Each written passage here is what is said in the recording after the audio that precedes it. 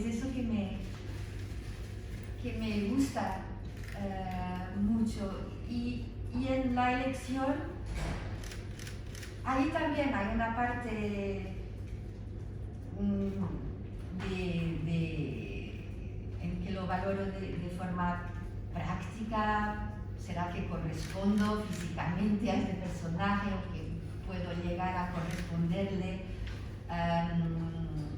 Y luego hay una parte de chispa, sí, la verdad. Es la primera lectura que define, esto me apetece, ni que efectivamente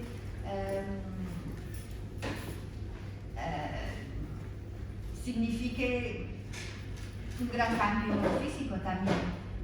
Te puedo dar un ejemplo que tiene que ver con la película que voy a presentar hoy, Aos Nossos Filhos, que es una película que dirigí, pero que nació de una obra de teatro de Laura Castro, que anda por aquí, y que es una actriz y autora brasileña. Y ella me mandó una obra de teatro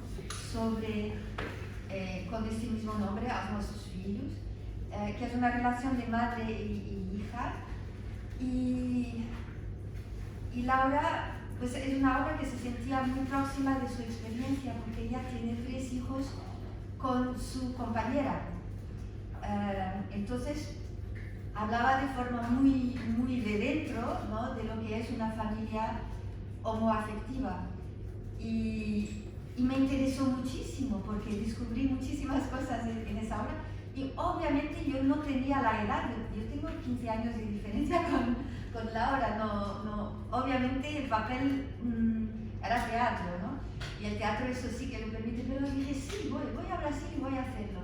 Y hubo toda una transformación física que el teatro realmente permite, que de repente con una peluca, con una forma de hablar, de estar, de manejar el cuerpo, de encontrar los tics, de la gestualidad de una cierta clase de carioca de Río de Janeiro. Fue un trabajo muy apasionante hacer, y eso, porque sentí esto, no solo lo puedo explorar, como puedo aprender mucho haciendo este papel. Y de hecho, ese desafío se volvió la película que vamos a presentar esta noche.